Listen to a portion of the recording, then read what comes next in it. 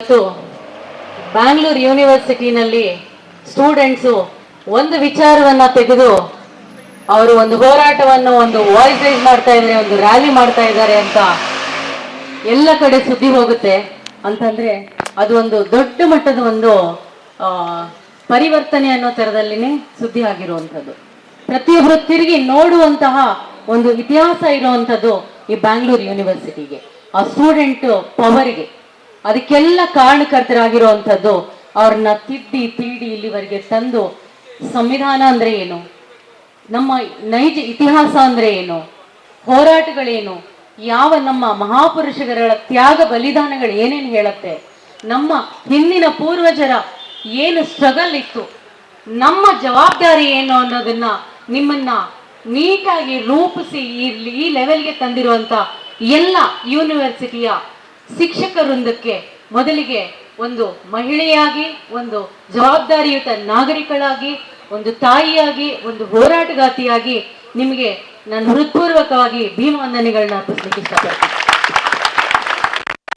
ಯಾಕಂದ್ರೆ ಒಂದು ಯೂನಿವರ್ಸಿಟಿ, ಒಂದು ವಿದ್ಯಾಸಂಸ್ಥೆ ಅಂದ್ರೆ ಅದು ಒಂದು ಭವಿಷ್ಯವನ್ನ ರೂಪಿಸುವ ಒಂದು ಸಂಸ್ಥೆ ಆಗುತ್ತೆ.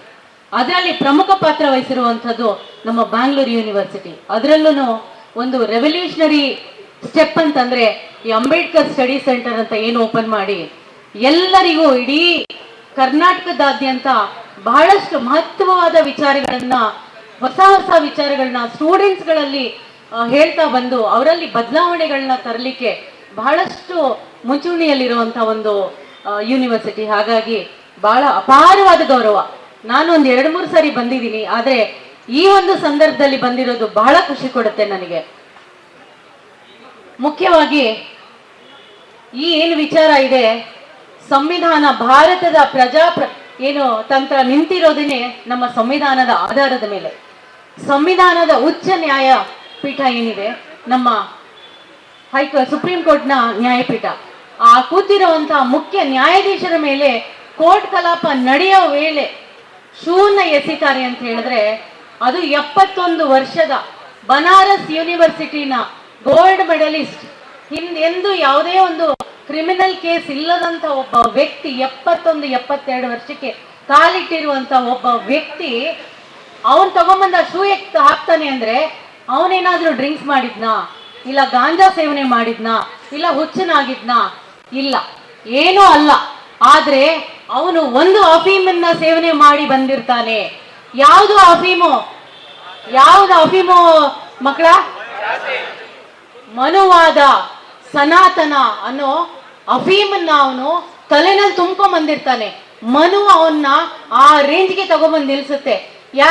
ಯಾಕಂದ್ರೆ ಇವನು 2009ರಲ್ಲೇನೆ ಎನ್ರೋಲ್ ಆಗಿರ್ತಾನೆ. ಯಾವುದೋ ಒಂದು ಸರ್ಕಾರಿ ಇದರಲ್ಲಿ ಕೆಲಸ ಮಾಡಿ ರಿಟೈರ್ಡ್ ಆಗಿ 2009ರಲ್ಲಿ ಎನ್ರೋಲ್ ಆಗಿರ್ತಾನೆ. 2009 ಅವನೇನು ಸೀನಿಯರ್ ಕೌನ್ಸಿಲ್ ಅಲ್ಲ. 2009ರಲ್ಲಿ ಅವನು ಬಂದು ಎನ್ರೋಲ್ ಮಾಡಿಕೊಂಡು ಕೆಲಸ ಮಾಡ್ತಾ ಇದ್ದಾನೆ ಅಂದ್ರೆ 100 ಕೇಸ್ಗಳನ್ನ ವಕಾಲತ್ ವಹಿಸಿರ್ತಾನೆ. 100 ಕೇಸ್ಗಳಲ್ಲಿ ಎಲ್ಲಾ ಕೇಸಲ್ಲೂ ಗೆದ್ದಿರ್ತಾನ, ಕೆಲವು ಕೇಸ್ಗಳಲ್ಲಿ ಸೋತಿರ್ತಾನೆ. ಸೋತಿರೋ ಕೇಸ್ಗೆ ಹಾಗೆ ಯಾರು ನಿಂತಿರ್ತಾರೆ, ಆ ನ್ಯಾಯಮೂರ್ತಿ ಎಡೆಗೆ ಚಪ್ಲಿನ ಶೂ ಎಸೆಯೋ ಕೆಲಸ ಯಾಕೆ ಮಾಡ್ಲಿಲ್ಲ? ಈ ಘಟನೆಗೆ ಯಾಕೆ ಮಾಡ್ದ ಅವನು? ಯಾಕೆ ಅಂದ್ರೆ ಇದಂತೆ ನಮ್ಮ retired DCP sir Siddaraju sir ಹಾಗೂ ನಿಮ್ಮೆಲ್ಲರ ಒಂದು ಸ್ಫೂರ್ತಿಯ ಕಿರಣ ಅಂತ ಹೇಳಿ ಅವ್ರನ್ನ ಈ ಒಂದು ಹೋರಾಟಕ್ಕೆ ಹಾಗೂ ಕಾರ್ಯಕ್ರಮಕ್ಕೆ ನಿಮ್ಮೆಲ್ಲರ ಪರವಾಗಿ ಸ್ವಾಗತಿಸ್ಲಿಕ್ಕೆ ಇಷ್ಟಪಡ್ತೀನಿ.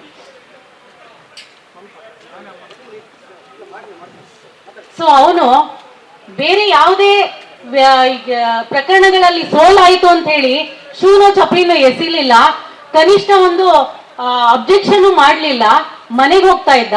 ಈ ವಿಚಾರದಲ್ಲಿ ಶೂ ಎಸಿಬೇಕು ಅಂತ ಯಾಕೆ ಬಂತು ಅಂದ್ರೆ ಮುಖ್ಯ ನ್ಯಾಯಪೀಠದಲ್ಲಿ ಕೂತಿದ್ದು ಒಂದು BR ಗವಾಯಿ ಅನ್ನುವಂತ ದಲಿತ ಸಮುದಾಯಕ್ಕೆ ಸೇರಿದಂತಹ ಒಬ್ಬ ವ್ಯಕ್ತಿ ಆಗಿದ್ರು. ಇವತ್ತು ಅಂತ ಒಂದು ವ್ಯಕ್ತಿ ಮೇಲೆ ಇವರು ಶೂ ಎಸಿತಾರೆ ಅಂತ ಹೇಳಿದ್ರೆ ಅವರ ಮನಸ್ಥಿತಿ ಯೋಚನೆ ಮಾಡಬೇಕು. ಅವರು ಮುಖ್ಯವಾಗಿ ನ್ಯಾಯಪೀಠಕ್ಕೆ ಫಸ್ಟ್ ದಿನ ಹೋಗಿ ಕೂರಕ್ ಮುಂಚೆ ಜೈ ಭೀಮ್ ಅಂತ ಹೇಳಿದ್ರು. ಅಲ್ಲಿ ಅವಾಗ ಅವರಿಗೆ ಅರೇ ಯಾರನ್ನ ತಗೊಂಬಂದು ನಾವು ಕೂರಿಸಿದ್ವಿ, ಆವಾಗ ಜ್ಞಾನೋದಯ ಆಯ್ತು. ಅದಾದ ನಂತರ ಕಾನ್ಫರೆನ್ಸ್ ಅಲ್ಲಿ ಹೇಳಿದ್ರು ನಮ್ದು ಬುಲ್ಡೋಸರ್ ಸಂಸ್ಕೃತಿ ಅಲ್ಲ ಅಂತ.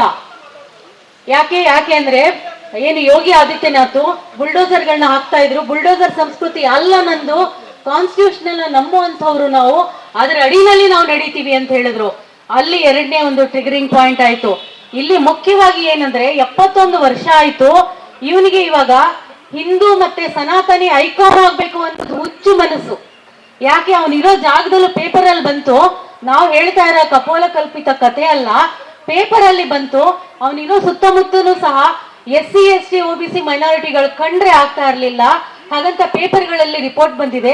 ಅವರನ್ನು ಬಹಳಷ್ಟು ಬಾರಿ ಬೈದು ಗಲಾಟೆ ಮಾಡಿರುವಂತ ಬಹಳಷ್ಟು ಇನ್ಸಿಡೆಂಟ್ಗಳು ಇದಾವೆ ಅವನ ಮೇಲೆ, ಅದು ಸಹ ರಿಪೋರ್ಟ್ ಆಗಿದೆ. ಸೊ ಈ ಮನಸ್ಥಿತಿ ಇರೋನು ಅವನ್ ಏನ್ ಮಾಡ್ದ, ಇನ್ನು ನನ್ನ ಕೈನಲ್ಲಿ ಆಗಲ್ಲ, ಇನ್ ಯಾವ್ದು ಏನು ಮಾಡ್ಲಿಕ್ಕಾಗಲ್ಲ. ಸೊ ಒಂದೇ ಸರಿ ಇಡೀ ಭಾರತ ನೋಡೋ ತರ ಒಂದು ಸನಾತನಿಗಳಿಗೆ ಒಂದು ಹೀರೋ ಆಗ್ಬೇಕಂದ್ರೆ ನಾನೇನ್ ಮಾಡ್ಬೇಕು, ಇಂಥ ಒಂದು ಕೆಲಸ ಮಾಡ್ಬೇಡ ಅಂತ ಹಾಕ್ದ ಅವನು. ಹಾಕಿದಾಗ ಇಡೀ ಒಂದಷ್ಟು ಜನ ಯಾರು ಇದೇ ತರ ಮನುವಾದಿಗಳಿರ್ತಾರೆ ಅವ್ರುಗಳೆಲ್ಲರೂ ಒಂದಷ್ಟು ಸಪೋರ್ಟ್ ಮಾಡಿದ್ರು, ಖುಷಿ ಪಟ್ರು. ಅವನನ್ನ ನಾಳೆ ದಿನ ದೇವಸ್ಥಾನ ಸಹ ಕಟ್ತಾರೆ ಬೇಕಾದ್ರೆ, ಇಲ್ಲ ಅಂತ ಹೇಳಲ್ಲ. ಆಮೇಲೆ ಅವನಿಗೆ ಒಂದಷ್ಟು ಯಾವ್ದನ್ನ ಬಿ ಫಾರ್ಮ್ ಕೊಟ್ಬಿಟ್ಟು ಒಂದು ಕ್ಷೇತ್ರನೂ ಕೊಡ್ತಾರೆ, ಅವ್ನು MLA MP ಮಾಡ್ತಾರೆ. ಏನೋ ಒಂದಂತೂ ಹಾಗೆ ಆಗುತ್ತೆ, ಯಾಕಂದ್ರೆ ಅವ್ರಿಗೆ ಆ ಪವರ್ ಇದೆ. ಯಾಕೆ ಅಂದ್ರೆ 3% ಜನ ಇಡೀ ಕೋರ್ಟ್ನ, ಇಡೀ ಜುಡಿಷರಿನ ಅವ್ರ ಕೈನಲ್ಲಿ ಇಟ್ಕೊಂಡಿದ್ದಾರೆ. ಇಡೀ ಮೇನ್ ಸ್ಟ್ರೀಮ್ ಮೀಡಿಯಾ ಅವ್ರ ಕೈನಲ್ಲಿದೆ. ಮುಖ್ಯ ಆಡಳಿತ ಇದರಲ್ಲಿ ಅವ್ರುಗಳಿದ್ದಾರೆ. ನಮ್ಮವ್ರು ಎಲ್ಲಿದ್ದಾರೆ? ಎಲ್ಲಿ ಒಂದು ಸರ್ಕಾರಿ ಇದರಲ್ಲಿ ಗುತ್ತಿಗೆ ಕಾರ್ಮಿಕರಾಗಿನೋ B ಗ್ರೂಪ್ ನೌಕರರಾಗಿನೋ ಅಲ್ಲಿ ಕೆಲಸ ಮಾಡ್ತಾರೆ. ಇನ್ನೂ ಸಹ ತಿಳುಕಾಟಗಳು ನಡೀತಾನೆ ಇದೆ. ನಮ್ಮ ಪರಿಸ್ಥಿತಿ ಹಾಗಿದೆ.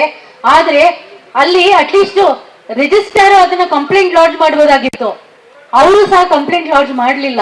ಹಾಗಾಗಿ ಸಮಯ ಕಡಿಮೆ ಇರೋದ್ರಿಂದ ನಾನು ಇಲ್ಲಿಗೆ ಚುಟ್ಕಾಗೊಳಿಸ್ತೀನಿ. ಅವರು ಕಂಪ್ಲೇಂಟ್ ಲಾಡ್ಜ್ ಮಾಡಲಿಲ್ಲ. ನಿನ್ನೆ ಒಂದು ಹೋರಾಟ ನಡೀತು. ಎಲ್ಲ ಒಂದಷ್ಟು ಬಾಲನ್ ಸರ್ ಇಂದ ಹಿಡಿದು ದ್ವಾರಕಾನಾಥ್ ಸರ್ ಮತ್ತೆ ನಮ್ಮ ಸಿದ್ದರಾಜ್ ಸರ್ ಇದ್ರು. ಎಲ್ಲರೂ ಒಂದು 50-60 ಅಡ್ವೊಕೇಟ್ಗಳು ಸೇರಿ, ನಾವು ಒಂದಷ್ಟು ಹೋರಾಟಗಾರರು ಸೇರಿ ಅಲ್ಲಿ ಒಂದು ಸ್ಟ್ರೈಕ್ ಮಾಡಿ, ಹೈಕೋರ್ಟ್ ಮುಂದೆ ಸ್ಟ್ರೈಕ್ ಮಾಡಿ, ಕಂಟಿನ್ಯೂಟಿ ಆಗಿ ಒಂದು FIR ಮಾಡಿ ಅಂತ, UAPA ಆಕ್ಟ್ ಅಡಿಯಲ್ಲಿ FIR ಮಾಡಿ ಅಂತ ಹೋದ್ವಿ. ಬೆಳಿಗ್ಗೆ 11:30-12 ಗಂಟೆಗೆ ಹೋದವರು ಸಾಯಂಕಾಲ 6 ಗಂಟೆ ಆದ್ರೂ FIR ಆಗ್ಲಿಲ್ಲ. ಯಾಕೆ ಅಂದ್ರೆ ಅಲ್ಲೂ ಒಂದಷ್ಟು ಪ್ರಾಪರ್ ಆಗಿ ಸಮಸ್ಯೆಗಳಾಯ್ತು. ಆ ನಂತರದಲ್ಲಿ ಅವ್ರು ಹೇಳಿದ್ದು, ಮೇಡಮ್ ಇಡೀ ಭಾರತದಲ್ಲಿ ಎಲ್ಲೂ FIR ಆಗಿಲ್ಲ, ಅಟ್ಲೀಸ್ಟ್ ಕೋರ್ಟ್ ಹಾಲ್ ಒಳಗಡೆ ನಡೆದಿರುವಂತದ್ದು ನಮಗೆ ಪವರ್ ಇಲ್ಲ, ನಾವು ಮಾಡ್ಲಿಕ್ಕೆ ಬರೋದಿಲ್ಲ, ಅಲ್ಲೂ ಸಹ ಅದಕ್ಕೆ ಆಗಿಲ್ಲ ಅಂತ. ಆದ್ರೆ ಅಲ್ಲಿ ಹಠ ಹಿಡಿದು ಸಾಯಂಕಾಲ 6 ಗಂಟೆವರೆಗೆ ಕೂತ್ವಿ, ಮಾಡ್ಲೇಬೇಕು ನೀವು FIR ಅಂತ ಹೇಳಿ. ಆ ನಂತರದಲ್ಲಿ ಜುಡಿಷರಿ ಬೇರೆ ಬೇರೆ ಸಮಸ್ಯೆ ಬರುತ್ತೆ ಅಂತ ಹೇಳಿದ್ರು. ಕೊನೆಗೆ FIR ಮಾಡಿದ್ರು. ಯಾಕಂದ್ರೆ ಅಲ್ಲಿ ರಿಜಿಸ್ಟ್ರಾರ್ ಒಂದು ಕಾಲ್ ತಗೊಳ್ಬೇಕಿತ್ತು, ಅಲ್ಲಿರೋ ಅಡ್ವೊಕೇಟ್ಸ್ಗಳು, ಅಲ್ಲಿ ಏನ್ ಬಾರ್ ಕೌನ್ಸಿಲ್ ಇರುತ್ತೆ ಅವ್ರ ಕಾಲ್ ತಗೊಳ್ಬೇಕಿತ್ತು. ಯಾರು ಅದು ಯಾವುದೇ ರೀತಿಯಾದ ಒಂದು ವಾಯ್ಸ್ ರೈಸ್ ಮಾಡ್ಲಿಲ್ಲ, ಒಂದು ಸುಮ್ಮಟೋ ಕಂಪ್ಲೇಂಟ್ ಲಾಡ್ಜ್ ಆಗ್ಲಿಲ್ಲ. ಇಡೀ ಭಾರತದಲ್ಲಿ ಪ್ರಥಮ FIR ಆಗಿದ್ದು ನಮ್ಮ ವಿಧಾನಸೌಧ ಪೊಲೀಸ್ ಸ್ಟೇಷನ್ ನಲ್ಲಿ. ಅದಕ್ಕೆ ಕಾರಣೀಭೂತರಾಗಿರೋರು ನಮ್ಮ DCP ಸಿದ್ದರಾಜ್ ಸರ್ ಸಹ ಅದಕ್ಕೆ ಒಂದು ಸಾಕ್ಷಿಭೂತರಾಗಿದ್ರು. ಎಲ್ಲ ಸೇರಿ ಮಾಡಿದ್ವಿ. ಇವಾಗ ನಾವು ಮಾಡ್ಬೇಕಾಗಿರೋ ಕೆಲಸ ಏನಂದ್ರೆ, ನಮ್ಮ ಊರಲ್ಲಿ, ನಮ್ಮ ಸಮೀಪದ ಪೊಲೀಸ್ ಸ್ಟೇಷನ್ ಅಲ್ಲಿ ಲಕ್ಷಾಂತರ FIR ಗಳನ್ನ ಮಾಡಿಸ್ಬೇಕು.